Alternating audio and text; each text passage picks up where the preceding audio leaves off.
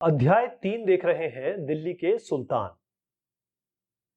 इसमें हमने बात की थी कि जो आश्रित वर्ग है, निम्न वर्ग है या छोटा वर्ग है या फिर कहें कि जो गुलाम है, जिनको कहा गया बंदगां, बंदगां यहीं से शब्द बना है बंदगी। तो ये जो बंदगा थे, ये जो जितने भी मोहम्मद बिन तुगलक हुए, खिलजी हुए, इन्होंने क्या किया, इन बाकी लोगों के हिसाब से जो छोटे लोग थे उनको हाई पोजीशन पे बिठा दिया। उसके कारण बहुत सारे लोगों को दुख भी हुआ, कई लोग इसमें नाराज भी हुए। और साथ में जैसे इन्होंने जियाउद्दीन बर्नी ने लिखा कि इतने छोटे छोटे लोगों को, जैसे छोटे लोगों के हिसाब से क्या समझ लीजिए, जैसे नाई थे या कहें कि कोई हजाम था, अब इन सब लोगों को बहुत बड़ी बड़ी पोजीशन पे बिठा दिया गया। तो कई ये जियाउद्दीन बर्नी ने भी बड़ी आलोचना की, या ये कहें कि इन्होंने कहा कि भाई इन जो बड़े बड़े सल्तनत हुए या सल्तनत नरेश हुए, इनके विवेक, इनके दिमाग या इनको जो शासन करना वो नहीं आता। लेकिन मैं इसका दूसरा पक्ष बताता हूं।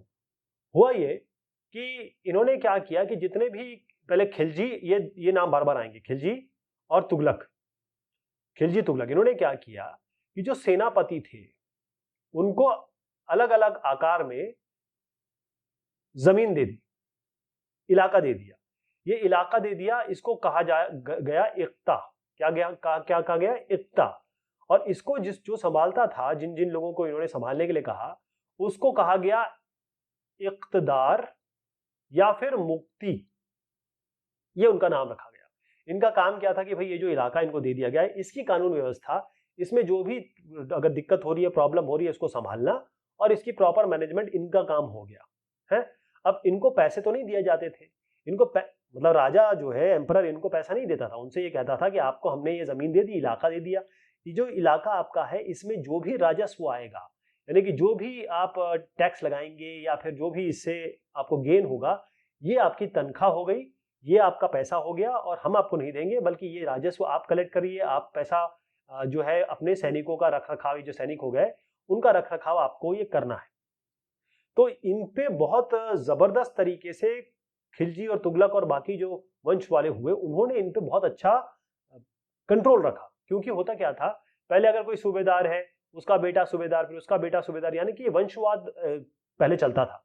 लेकिन उन्होंने क्या किया, बड़ा अच्छा काम किया। इन्होंने क्या किया कि जैसे हम देखते हैं आर्मी वाले और पुलिस वाले, जो आर्मी है, पुलिस वाले, यहाँ पर थोड़ी गड़बड़ हो सकती है या कहें कि कहीं ना कहीं करप्शन वगैरह हो सकता है। तो हिंदुस्तान में ये प्रक्रिया है कि आर्मी वालों को हर 3 साल में, हमें ये पुलिस वालों को हर 3 साल में इनका ट्रांसफर हो जाता है, जगह इनकी चेंज हो जाती है।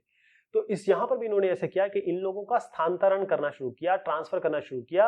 यानी कि हर कुछ कुछ समय में इन लोगों को एक जगह में टिकने नहीं दिया जाता था, इनका ट्रांसफर हो जाता था, जिसे हम कहते हैं स्थानांतरण हो जाता था। और फिर जो जो खिलजी है, तुगलक है, इन्होंने बहुत जबरदस्त जो जितने भी नियम बनाए थे ना, उनको सख्ती से पालन करवाया।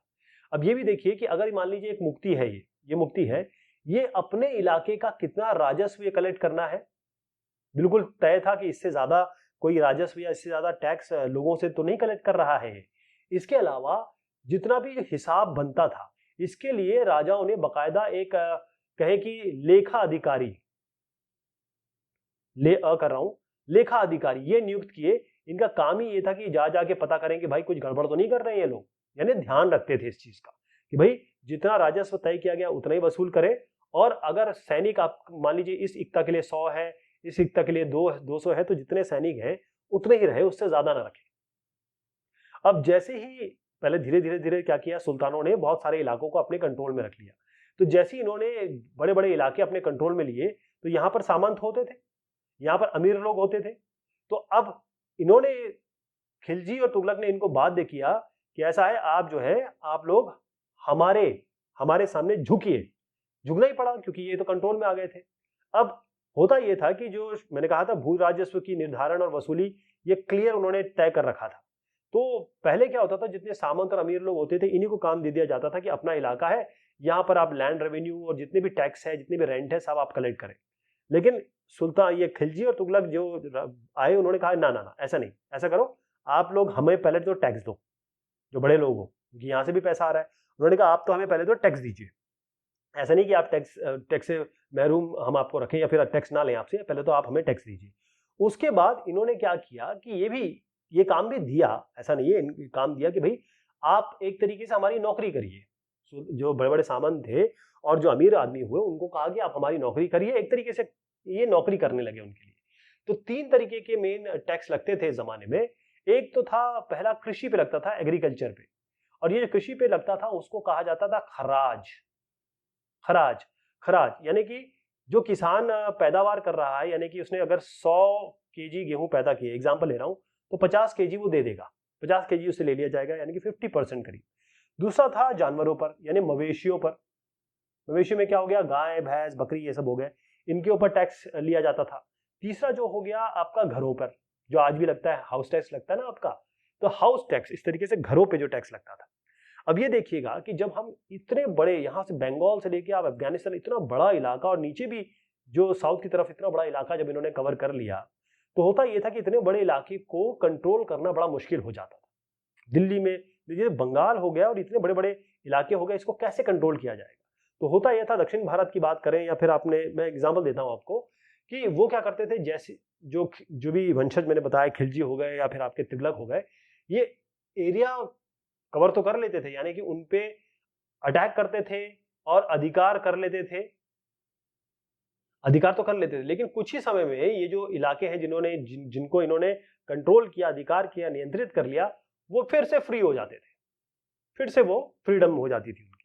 ठीक, तो ये सब के बारे में जो बात है, इसके अलावा भी बात है कि सरदार और उनकी किलेबंदी, इसमें ये साहब को देखिएगा, मैं इनका नाम आपको बता दूं कि ये है, इनका नाम है इब्न बतूता। मैं इसका बाद में डिस्कशन करूंगा क्योंकि इनका कई बार नाम आने वाला है। इब्न बतूता जो साहब थे, ये ध्यान रखिएगा, इनका बारे में पूछा जाता है। ये 14th बहुत बड़े ये ट्रैवलर रहे, यहां से वहां ये जाते रहे। तो 14वीं सदी की मैं बात कर रहा हूं, यानी कि 1300 से 14वीं सदी के बीच में आप समझ लीजिए। ये इब्न बतूता साहब हिंदुस्तान आए और ये थे मोरक्को के। कहां के थे? मोरक्को के। तो मोरक्को के ये साहब थे, यहां पर आए, उन्होंने ये बताया कि ऐसा इलाका था जहां पर कई लोग जो बांस है उसके पीछे रहते थे। बांस क्या होता है हमारा, अगर आप देखें तो एक लकड़ी का पेड़ होता है जो अंदर से हॉलो होता है। इसके पीछे, क्योंकि बांस ऐसी चीज है जिसमें आग नहीं लगती, इसके पीछे हॉलो होता है। इसके पीछे लोग जो थे अपना सारा काम करते थे। कई लोग जंगलों में इस तरीके से रहते थे, तो इनको कंट्रोल करना बड़ा मुश्किल होता था। तो फिर ये जो बड़े बड़े इनके सैनिक और ये बड़े बड़े औजार लेके जाते थे, बांसों को काटते थे और उसके बाद बांसों को काटते थे, तब इन लोगों पे नियंत्रण करते थे, वरना इतना आसान नहीं था। इसके बारे में इब्न बतूता ने बताया हमें। एक साहब है, इनका इनका चेहरा देख लीजिए, इनको अंग्रेजी में गेंगिस खान बोलते हैं और हिंदी में इनको चंगेज खान बोलते हैं। Genghis Khan. तो ये जो चंगेज खान साहब रहे, ये थे मंगोलिया के, ये मंगोलिया के थे। तो चंगेज खान की जो इसके नेतृत्व में जो सेना थी, 1219 की बात कर रहा हूं मैं, इसमें उत्तर पूर्वी ईरान के एक शहर का नाम ले रहा हूं, ट्रांस ऑक्सियाना। ट्रांस ऑक्सियाना यानी कि जो आज का उज्बेकिस्तान है, उज्बेक, यूएसबी के कर देता हूं, आज का जो उज्बेकिस्तान है उस पर हमला किया। और जैसे ही ये हुआ उसके बाद ये आ गए हिंदुस्तान, मतलब दिल्ली सल्तनत पे इन्होंने हमला कर दिया। फिर से ध्यान रखिएगा, चंगेज खान मंगोलिया और चंगेज खान ने पहले उज्बेकिस्तान पे हमला किया, फिर उसके बाद वो दिल्ली सल्तनत पे आए, दिल्ली सल्तनत पे आए। तो यहां पर जो खिलजी थे, और पहले खिलजी थे फिर तुगलक थे, तो इनके जमाने में ये चंगेज खान जो है, ये इसके बार बार वो बढ़ गए, आक्रमण इन पे बढ़ गए।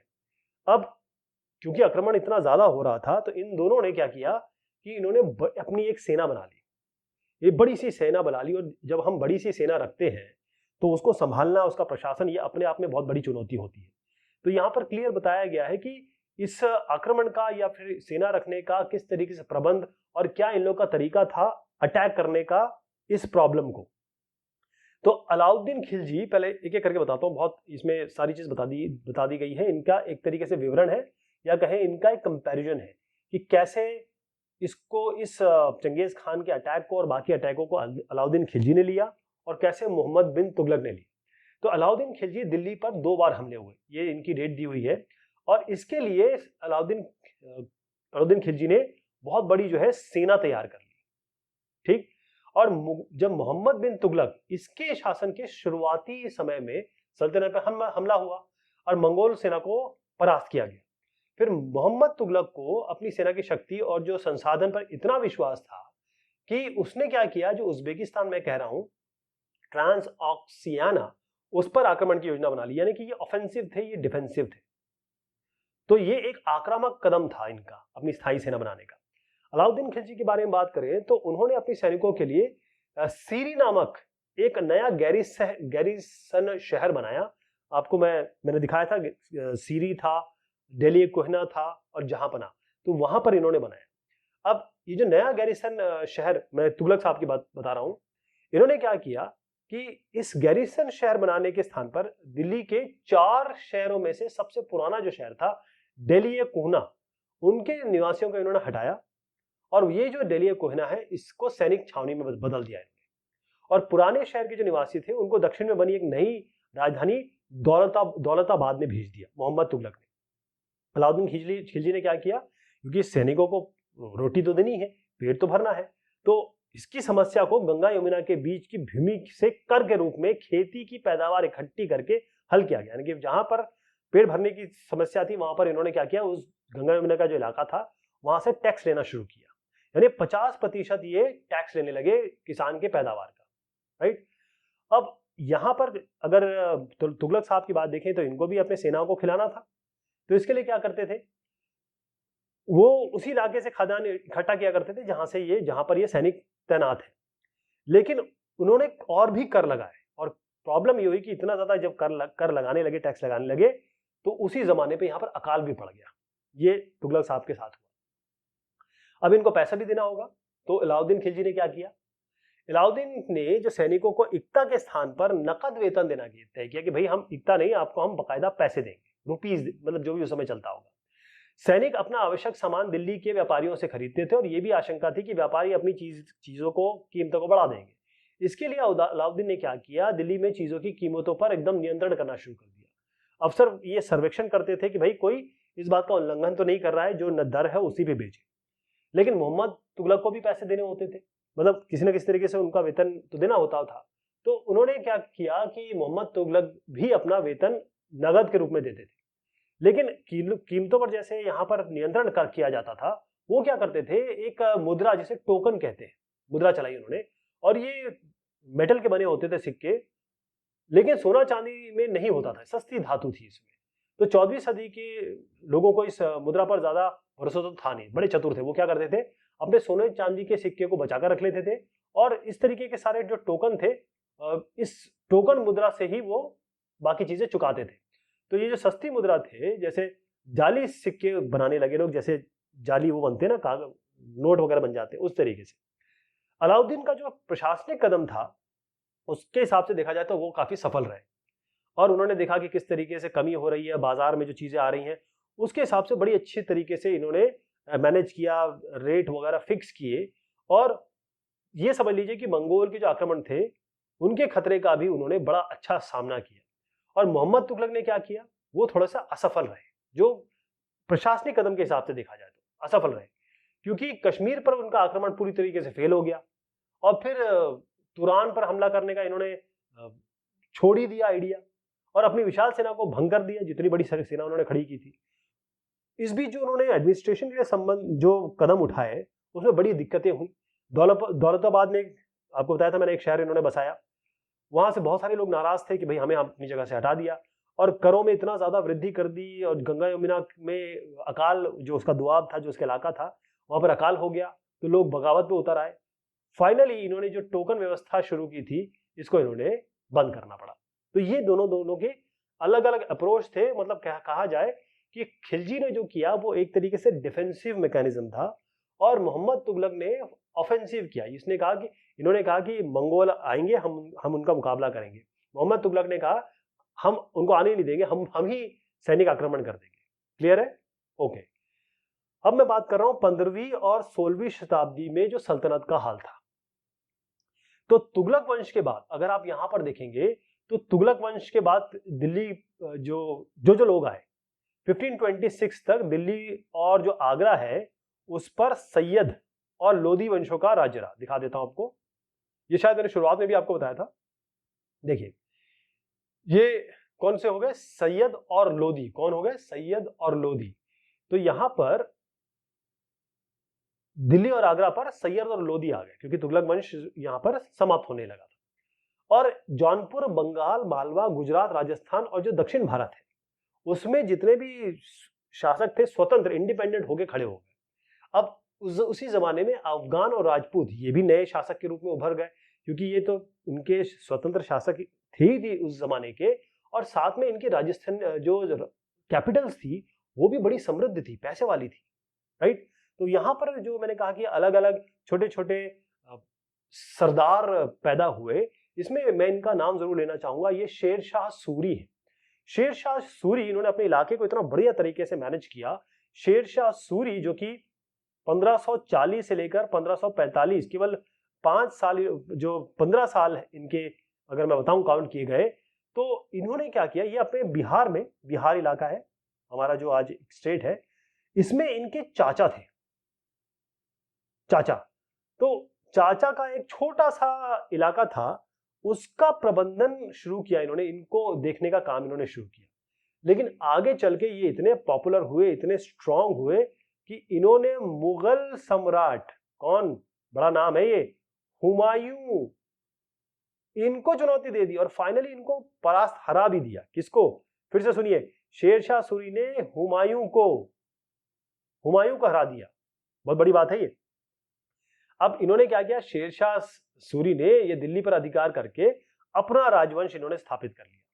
अब जैसे मैंने बताया कि 1540 से लेकर 1555 मात्र इन्होंने 15 साल तक का शासन किया, लेकिन इन्होंने इतना बढ़िया काम किया कि जो अलाउद्दीन खिलजी वाले जो तरीके हैं इन्होंने अपनाए और उसको बहुत जबरदस्त और चुस्त बना दिया उस साम्राज्य को। इसके बाद जब हम बात करेंगे, जब अकबर, ये भी बहुत बड़ा नाम है, एक बहुत बड़े महान सम्राट रहे अकबर। ये 1556 से तकरीबन 1605 तक रहे, बहुत बड़े साहब रहे। इन्होंने जब मुगल साम्राज्य को एक तरीके से मुगल साम्राज्य में आए, तब इन्होंने वो जो काम किया था शेर शाह सूरी ने, वो ही अकबर ने अपनाया। हुमायूं ये साहब हैं, शेर शाह सूरी ने इनको हराया था।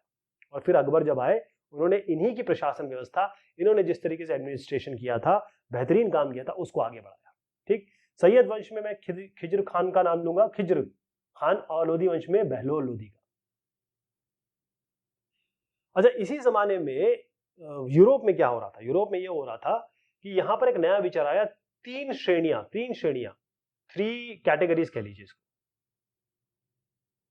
इसका क्या विचार था उसका, इसका ये था, पहले तो ये बता दूं कि ये 11वीं शताब्दी में, यानी कि आप मान लीजिए 1000 से 11000 साल के शुरुआत में, 11वीं शताब्दी मतलब 1000 ईस्वी के शुरुआत में ये चीज लोगों ने ये प्रेजेंट की। कैसे, और ये आई कहां से, इन्होंने कहा कि 3 तरीके के लोग हैं, 3 तरीके की कैटेगराइजेशन कर सकते हैं। एक जो पूजा करते हैं या प्रार्थना करते हैं, एक जो युद्ध लड़ते हैं जिसे हम कहेंगे कि योद्धा, युद्ध लड़ने वाले, और एक जो हो गए खेती करने वाले। ये 3 तरीके के विभाजन है। अब इन विभाजन में जो नया समूह जो योद्धाओं का था, उसे कहा गया नाइट्स, KNIGHT, ध्यान रखिएगा। ये जो नाइट था, होता क्या था, इनको ये ईसाई धर्म इन नाइट्स को बड़ा संरक्षण दिया करता था। होता यह था कि जो योद्धा हैं वो क्या करते थे, अपने आप में लड़ते रहते थे, आपस में लड़ते रहते थे। तो जो चर्च थे, उन्होंने ये फैसला किया, उन्होंने कहा कि देखो आपस में लड़ रहे हैं लोग, तो इनके लिए काम करते हैं। आपस की जो लड़ाई भिड़ाई थी उसको छोड़ के इन्होंने, चर्च ने एक बात नई शुरू की कि आपको लड़ना है। जो नाइट्स बने, ये जो नाइट्स देख रहे हैं आप, इनको कहा, या इनके दिमाग में एक चीज डाली कि आपको आपस में नहीं लड़ना है, आप जाइए वहां मुस्लिम्स, जिन्होंने यरूशलेम, इस पर हमारा जो एक्चुअल इलाका है जहां से क्रिश्चियनिटी शुरू हुई है, वहां पर मुसलमानों का कब्जा है, जाओ और इन मुसलमानों से लड़ो। और इसी का नाम दिया गया क्रूसेड। इसी का नाम दिया क्रूसेड, मतलब धर्म युद्ध। ठीक है, तो इस तरीके से धर्म युद्ध शुरू हुआ। ये लोग मुसलमानों को मारते थे, काटते थे, उनके खिलाफ चर्च ने एक अभियान शुरू किया। और फिर जो ये नाइट्स थे इतने पॉपुलर हो गए। ये लोग बहुत बड़े वर्ग के नहीं थे, कुलीन वर्ग के नहीं थे, ये लोग बहुत कुलीन वर्ग के नहीं थे, लेकिन उसके बाद ऐसा इनका रुतबा हुआ कि जो कुलीन वर्ग के बड़े वर्ग के लोग थे वो भी अपने आप को नाइट कहलाना चाहते थे, जो धर्मयुद्ध लड़ते हैं, क्रूसेड है, यानी कि वो मुसलमानों को खत्म कर रहे हैं अपने धर्म को बचाने के लिए।